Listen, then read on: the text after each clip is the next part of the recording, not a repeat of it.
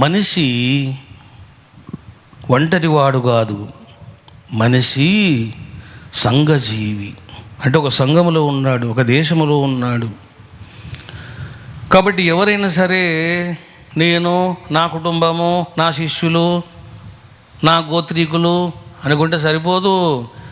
నా దేశం వాళ్ళు, నా ఊరి వాళ్ళు అన్నటువంటి భావన ప్రతి ఒక్క భక్తుడికి ఉండాలి. దాన్ని ఏమంటారు? దేశభక్తి అంటారు.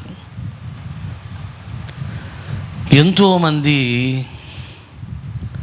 సైన్యములో చేరి దేశానికి రక్షణగా వాళ్ళు రాత్రి పగలు కష్టపడుతూ ఉన్నారు. కష్టం అందరూ పడతారు, కానీ ప్రాణాలను పణంగా పెట్టి వాళ్ళు కష్టపడుతున్నారు. మనము క్షేమంగా ఉన్నాము అంటే ముందు వాళ్ళు క్షేమంగా ఉండాలి. మనం ప్రశాంతంగా ఉండాలి అంటే ముందు వాళ్ళు ప్రశాంతంగా ఉండాలి. మనం ప్రాణాలతో ఉండాలంటే ముందు వాళ్ళు ప్రాణాలతో ఉండాలి. చూసారా? అందుకే సంఘజీవి అన్న నేను. నిన్న మీరు చూశారో లేదో, టర్కీ దేశము పాకిస్తాన్కు 400 డ్రోన్స్ను సప్లై చేసింది. ఒక్కొక్క డ్రోను 200 బుల్లెట్స్ను అది ప్రయోగించగలదు. అటువంటి టర్కీ 400 డ్రోన్స్ తోటి, మీకు విషయం తెలుసో లేదు, ఈరోజు పొద్దున్నే ఒక బ్యాడ్ న్యూస్ మీరు వినవలసి వచ్చేదేమో, కానీ ఇండియన్ ఆర్మీ చాలా సమర్థవంతంగా తిప్పికొట్టి స్మాష్ చేసింది ఆ యొక్క మిస్సైల్స్ని, డ్రోన్స్ని అన్నింటిని కూడా. చూశారా బాబు? ఢిల్లీలో నిన్న మీరు చాలా డ్యామేజ్ చూసేవాళ్ళు, తిప్పికొట్టారు మన యొక్క సైన్యం. ఇక రెండవది, నిన్న రాత్రి హైదరాబాద్ ఎయిర్పోర్ట్లో బాంబు పెట్టాము, పేల్చి పాడేస్తాము అని చెప్పేసి మెయిల్ పెట్టినారు. చూశారా బాబు? సుమారుగా కాశ్మీర్ ఆ యొక్క వాళ్ళ యొక్క బౌండరీ నుంచి 21 ప్రాంతాలను టార్గెట్ చేశారు. వాళ్ళు శాయశక్తులా ప్రయత్నాలు చేస్తూ ఉన్నారు. ఉగ్రవాదులుగా వచ్చి బాంబులు వేయడానికి, మిసైల్స్ ప్రయోగించడానికి, డ్రోన్స్ ఉపయోగించడానికి రకరకాల తిప్పలు పడుతూ ఉన్నారు. మరి ఇంత సమర్థవంతంగా వాళ్ళు చేస్తున్నారు అని అంటే చూశారా బాబు? ఏముంది, పాకిస్తాన్ స్థావరాల మీద మన ఇండియన్ ఆర్మీ ఏ విధంగా అయితే వెపన్స్ ఉపయోగించిందో, మిసైల్స్ ప్రయోగించిందో, వాళ్ళు కూడా హైదరాబాద్ మీదనో ఉపయోగించారనుకోండి, ఎవడు మిగులుతాడో ఎవడు పోతాడో కూడా తెలియదు. చూశారా? కాబట్టి మనము క్షేమంగా ఉండాలి అంటే వాళ్ళు క్షేమంగా ఉండాలి. అందుకని పౌర్ణమి నాడు, సోమవారం పౌర్ణమి గడియల్లోన, శివప్రీతికరమైనటువంటి దినము రోజున, శివశక్తులకు సంతుష్టికరమైనటువంటి సుదినమున భారత సైన్యం యొక్క రక్షణార్థం, వాళ్ళ యొక్క సంరక్షణార్థం, విజయప్రాప్తి సిద్ధ్యర్థం, ఎలాంటి అశుభాలు జరగకుండా ఉండేందుకని రమణేశ్వరములో సోమవారం నాడు 2000 శివలింగాలకు అభిషేకం జరుగుతుంది విశేషమైన ద్రవ్యాలతో. హవనము జరుగుతుంది నమక మంత్రాలతోటి. దీనికి ఎట్లాంటి ఫీజు లేదు. అందరూ కూడా హ్యాపీగా పార్టిసిపేట్ చేయండి. ఇది నీ కోసమో నా కోసం చేయడం కాదు, ఇండియన్ ఆర్మీ కోసం. ఇండియన్ ఆర్మీని శాసిస్తున్నటువంటి ప్రభుత్వం యొక్క నాయకుల యొక్క రక్షణార్థం కూడా చూశారా? మోడీని లేపేస్తామని ప్రయత్నాలు చేస్తున్నారు. మరి ఇంత సమర్థవంతంగా చేస్తున్నటువంటి ప్రధానమంత్రి ప్రాణాలు కూడా క్షేమంగా ఉంటే కదా ఈ దేశానికి క్షేమం కలిగేది.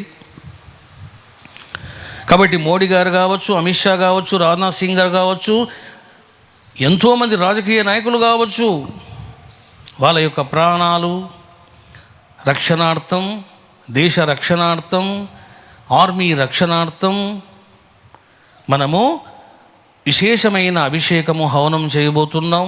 ఇది నిష్కామ కర్మ, నిష్కామ సేవ. ఇది నో మనీ బిజినెస్, డబ్బు వ్యవహారం లేదు. ఎవరైనా మీరు పీఠానికి రావాలంటే రావచ్చు, రాలేకపోతే ఇంట్లోనే చెయ్యండి.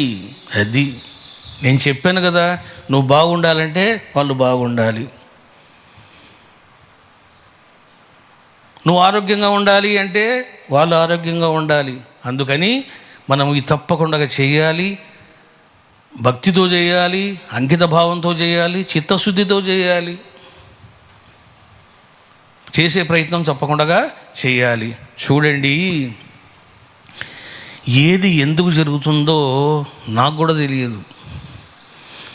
ఉన్నట్లుండి చూడండి, అష్టమి నాడు ముందు రోజు హవనం ఉంది. నేను చెప్పాను, నాకు వైబ్రేషన్స్ లేవు, నేను చేయలేను ఈరోజు అన్నా. సరే, సోమవారం చేశాము.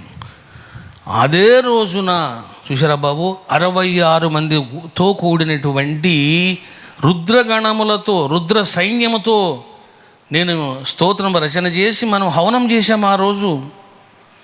అది జరిగిన చూసారా బాబు, సోమవారం నేను హవనం చేశాను రుద్రగణ స్తోత్రముతో.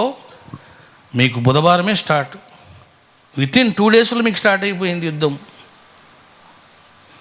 చూసారా బాబు, ఇప్పుడు మనం ఇండియన్ ఆర్మీ అంటున్నాం, మరి వీళ్ళంతా ఎవరు? Rudra army, Maharudra army. కాబట్టి మన ఇండియన్ ఆర్మీకి మహారుద్ర గణముల యొక్క అనుగ్రహం కూడా కలగాలని నమ్మక మంత్రాలతో పాటు మహారుద్ర గణములతో కూడినటువంటి మంత్రాలను కూడా మనం ఆ రోజు హవనం చేస్తాము, అభిషేకాదులు చేస్తాం. మరి ఏం చేయాలి ఈ ప్రోగ్రాంకి అని అంటే, మీకు కొన్ని ద్రవ్యాలు చెప్తాను, ఆ ద్రవ్యాలతోటి అభిషేకం చేయాలి. ఏ ద్రవ్యములు, ఎన్ని ద్రవ్యములు, ఎవరికి చేయాలి, ఈ 3 విషయాలు తెలుసుకోవాలి. అభిషేకం ఎవరు చేయాలి? శివశక్తులకు చేయాలి, నెంబర్ 1. నెంబర్ 2, 11 ద్రవ్యాలతో చేయాలి. ఎందుకు? శివప్రీతికరం. ఆ 11 ద్రవ్యాలు ఏమిటో కూడా మీరు తెలుసుకోవాలి. ఆ 11 ద్రవ్యాలు ఏమిటో చెబుతాను.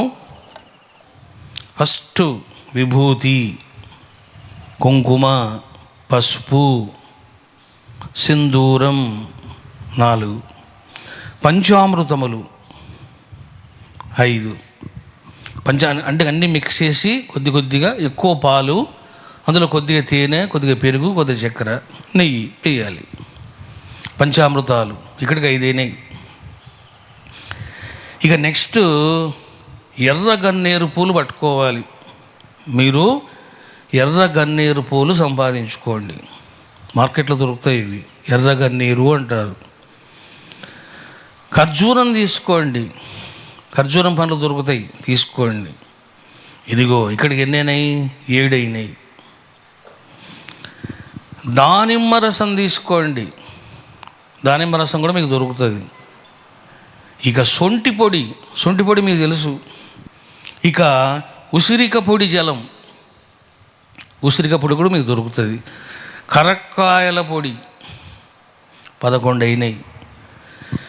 ఈ 11 ద్రవ్యాలతో మీరు అభిషేకం చేస్తే ఇండియన్ ఆర్మీకి, దేశాన్ని రక్షించేటువంటి ఇండియన్ త్రిదళ సైన్యానికి, పరిపాలించేటువంటి రాజకీయ నాయకులకు, అడ్మినిస్ట్రేషన్ ఆఫీసర్స్కి, వీళ్ళందరికీ కూడా 3 ఫలములు కలుగుతాయి. నెంబర్ 1 రక్షణ, అది రక్షణ. నెంబర్ 2 విజయం, విజయం కలుగుతుంది. రక్షణ, విజయము, ధైర్యము. అది ఎప్పుడు కూడా యుద్ధం చేసేవాడు ధైర్యంతో చేయాల. నన్ను చంపుతాడేమో అని చెట్టు కింద దాక్కుంటే వాడు ఏం చంపుతాడు? శత్రువు చంపేస్తాడు. కాబట్టి ధైర్య, రక్షణ, విజయ, ఈ 3 విషయాలు కలుగుతాయి నేను చెప్పిన 11 ద్రవ్యాలు ఉపయోగిస్తే. మరి మీరు ఏం చేయాలి అని అంటే 2 రకాలుగా మీరు చేసుకోవచ్చు బాబు. ఒకటి, మీరు పీఠానికి వచ్చి 2000 శివలింగాలలో మీరు ఒక శివలింగానికి అభిషేకం చేయండి. నెంబర్ 1. నెంబర్ 2, ఇక్కడ రాలేమండి, మాకు కష్టమండి అనుకుంటే ఆదివారం 7 గంటల ఆదివారం 7:11 తర్వాత 7:11 తర్వాత ఒక కుండ తీసుకోండి, మట్టి కుండ, లేదా ఒక కలశం పెట్టుకోండి. ఆ కలశం ఏదైనా కావచ్చు, సిల్వర్ కావచ్చు, కాపర్ కావచ్చు, స్టీల్ కావచ్చు. కుండలో కానీ కలశములో కానీ మీరు ఏం చేయాలి? నేను చెప్పిన 11 ద్రవ్యాలు సమర్పించి మీ పూజా మందిరంలో పెట్టండి. కుళ్ళిపోయే అవకాశం ఉంటుంది కాబట్టి ఒక్క పాలు, పెరుగు, పంచామృతాలు మాత్రం మీరు పొద్దున సమర్పణ చేయండి. అంటే సోమవారం పొద్దున సమర్పణ చేయండి. నేను చెప్పిన 11 ద్రవ్యాల్లో 10 ద్రవ్యాలు సమర్పించండి. 11వ ద్రవ్యము మార్నింగ్ 6 తర్వాత, మీ ఇష్టం, 5:30, 6 ఎప్పుడైనా సరే, 6, 6 గంటలకో 6 గంటల తర్వాతనో పంచామృతాలు కలపండి. కలిపి 8 గంటలకు ఇక్కడ హవనం స్టార్ట్ అవుతుంది, రుద్రహవనం స్టార్ట్ అవుతుంది. రుద్రగణానికి సంబంధించిన స్తోత్రముతో అవుతుంది. అదే సమయంలో మీరు కూడా పసుపు, కుంకుమ, విభూతి, పుష్పములు ఇవన్నీ సమర్పించండి స్వామివారి మీద, అమ్మవారి మీద. రేపంతా మీకు ఫ్రీ హవనం. ఎవరు గోత్రనామాలు పంపొద్దు, ఇంక ఏ నామాలు లేవు. గోత్రం ఇండియన్ ఆర్మీ గోత్రం.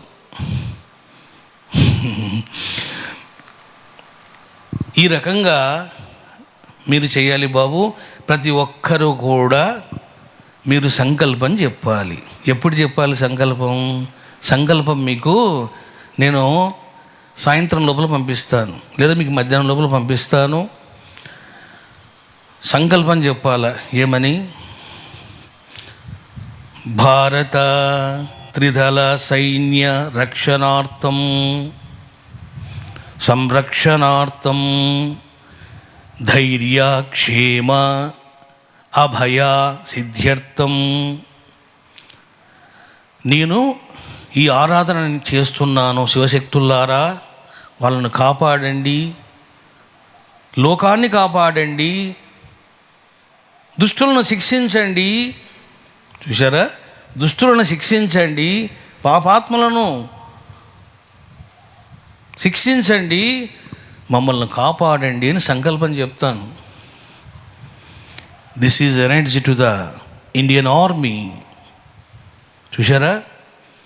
కాబట్టి మనము అక్కడికి వెళ్ళి యుద్ధం చేయలేము.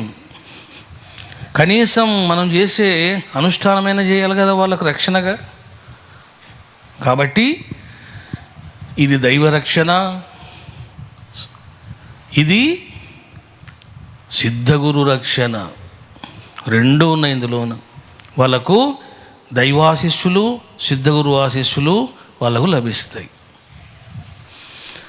అంతేకాదు నవగ్రహ నక్షత్ర హవనం కూడా చేస్తాను నేను వాళ్ళ కోసం. గ్రహ దోషాలున్నా, స్వామి నక్షత్ర దోషాలున్నా మా సైన్యానికి మంచి జరగాలి అని చేస్తాను. కాబట్టి ఇక్కడ నేను చేస్తున్నానంటే వేలాదిగా మీరు కూడా చేసుకోండి. కాబట్టి ఎవరు గోత్రనామాలు పంపొద్దు, ఏం చేయొద్దు. దిస్ ఈజ్ నిష్కామ సేవ ఫ్రీ ప్రోగ్రామ్. సోమవారం నాడు అన్నదానం కూడా ఏర్పాటు చేస్తాము. అక్కడ వచ్చిన వాళ్ళందరూ కూడా భోజనాలు చేస్తారు. కాబట్టి ఇది సేవా కార్యక్రమం. శ్రీచక్ర ఆలయంలో నేను హవనం చేసి అక్కడ అమ్మకు అభిషేకం చేసి రుద్రాలయానికి వచ్చి, రుద్రాలయంలోన 14 శివలింగాలు ఉన్నాయి. అక్కడ కొంతమంది ఇంకా మొత్తం 2000 శివలింగాలు ఉన్నాయి. అన్ని చోట్ల మనము చేస్తాం. ఎవరైతే రమణేశ్వరానికి వస్తున్నారో మీకు జలం మాత్రమే ఇస్తారు. ఇంకా మీరు తెచ్చుకున్న ద్రవ్యమే హ్యాపీగా ఫస్ట్ శుద్ధ జలంతో పోసి మీరు తెచ్చుకున్న ఘట ద్రవ్య అభిషేకం చేసి మళ్ళీ శుద్ధ జలం ఇస్తారు.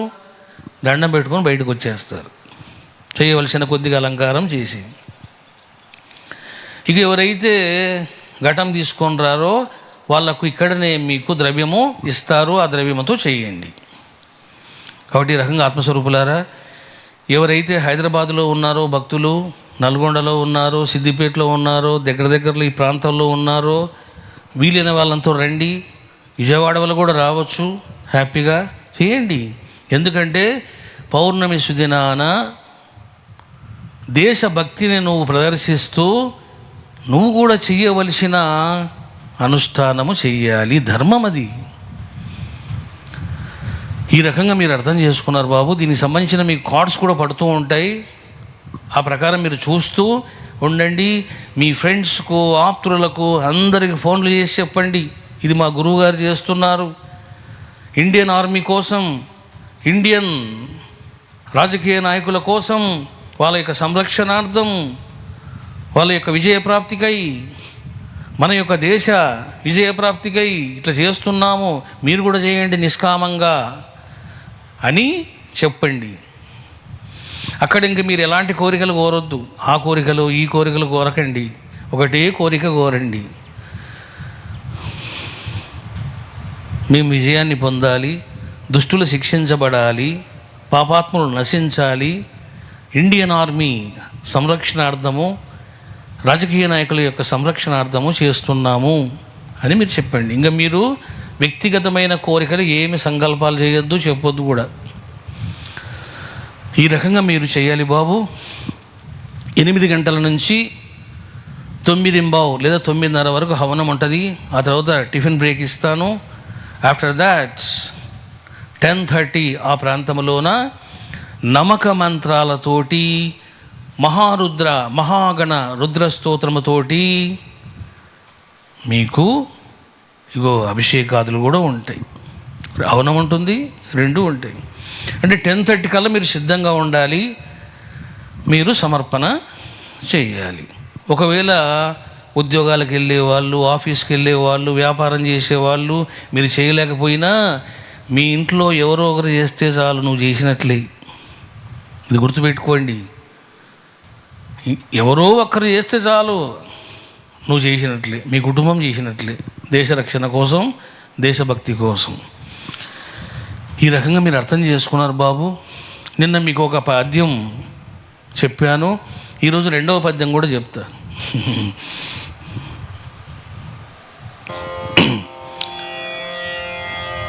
చూడండి 2వ పద్యం. అగ్నితో చెలగాటం వలదు, సర్పముతో తమాష వద్దురా, ఇండియాతో కై అభావం, ప్రాణహరణం పాపమయమురా. ప్రాణహరణం పాపమయమురా.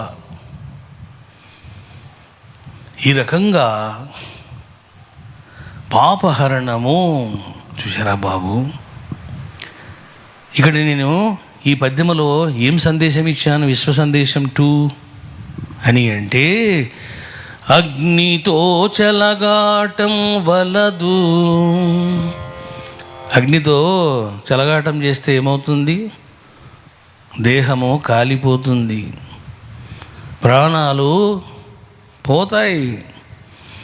మనము ఒకరితో తలపడేటప్పుడు, విరోధం పెట్టుకునేటప్పుడు శత్రువు ఎంతటి వాడు, ఎంతటి బలవంతుడు, నాకు శక్తి ఉందా లేదా, యోగ్యత ఉందా లేదా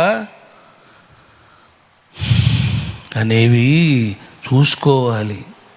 చూసుకోకుండా కయ్యానికి నువ్వు సిద్ధమైతే అనర్థాలు జరుగుతాయి. ఇండియన్ ఆర్మీ అంటే ఏమిటిది? ఫైర్. చూసారా ఎన్నెన్ని ఆయుధాలు, ఎన్నెన్ని మిసైల్స్, ఎంతెంత పటిష్టమైన మనకు ఆయుధ సంపత్తి ఉన్నది. చూసారా, ధర్మంగా చెప్పాలంటే ఇండియాకు ఉన్నటువంటి ఆయుధ సంపత్తిలో కేవలం 45% మాత్రమే ఉంది పాకిస్తాన్కి. 45% అంటే అర్థం ఏమిటిది? 65% బలవంతుడుగా ఉంది ఇండియా. మరి మనకు యోగ్యత ఉందా లేదా చూసుకోవాలి కదా. చూడండి, ఎవరైతే పాకిస్తాన్ చీఫ్ ఆర్మీ ఉన్నాడో ఇంకా యుద్ధం స్టార్ట్ చేయకముందే భార్య పిల్లల్ని పంపించాడు విదేశాలకు. మరి ఇదేం దేశభక్తయ్యా? ప్రధాని వెళ్ళి ఎక్కడో దాక్కున్నాడు, ఇదేమి దేశ యుద్ధమయ్యా? చూశారా, నువ్వు యుద్ధం చేసేటప్పుడు ఇంకా ప్రాణాలు పనంగా పెట్టాలి, ఇంకా తప్పదు అది. విజయమో వీర స్వర్గమో రెండో ఉంటాయి. కాబట్టి అగ్నితో చెలగాటం వద్దు, సర్పముతో తమాష వద్దు అన్నాను. ఇండియా అంటే ఏమిటిది? భయంకరమైనటువంటి నాగా సంపత్తితో కూడి ఉన్నది. తమాషా చేయకూడదు. చూశారా, మీరు 26 మందిని చంపితే 9 స్థావరాలను ఇండియన్ ఆర్మీ లేపేసింది. ఇప్పటికే 30% 40% డ్యామేజ్ చేసేసింది. మరి ఏంటిది? సర్పంతో తమాషా. ఇక మూడవది, ఇండియాతో కయ్య భావం. భారతదేశంతో ఎందుకయ్యా మీకు కయ్యము? ఎందుకు మీకు వైర్యము? మేము ఏదైనా లాక్కున్నామా? ఏమి లేదు కదా. మీకు ఏమైనా అన్యాయం జరిగిందా? ద్రోహం జరిగిందా? అడ్డగోలుగా ఏమైనా బిహేవ్ చేసిందా ఇండియా? లేదు కదా. మరి ఎందుకు ఇవన్నీ? చూశారా, మీలోన శివుడు ఉన్నాడు, మాలోన శివుడు ఉన్నాడు. మీరు అల్లా భక్తులు, మేము శివభక్తులము. అల్లా వేరు, శివుడు వేరా? అల్లాయే శివుడు, శివుడే అల్లా కదా. ఉన్నది ఒకటే దేవుడు కదా. మీరే చెప్తున్నారు కదా ఆరాధనీయుడు దేవుడు ఒక్కడే అని. నామాలు వేరు, దైవం ఒక్కడే కదా. ఒకవేళ కనుక మీరు ఆ విధంగా కయ్య భావాన్ని కలిగి ఉంటే ఇదిగో ఏమవుతుంది? ప్రాణహరణము. చూశారా, ఇప్పటిదాకా పాకిస్తాన్లో ఎంతమంది చచ్చిపోయారు, ఇంక ఎంతమంది చనిపోబోతున్నారు ఎవడి తెలుసు. ఇటువంటి భావన, ఇటువంటి వైఖరి పాపమయమురా, పాపమయము, ప్రాణహరణము అని రెండవ సందేశంగా ఇవ్వడం జరిగింది. ఈ రకంగా ఆత్మస్వరూపులారా మీరు చక్కగా తెలుసుకున్నారు. అందరూ కూడా సోమవారము పౌర్ణమి గడియల్లో ఇండియన్ ఆర్మీ కోసము మనము తప్పకుండా చెయ్యాలి.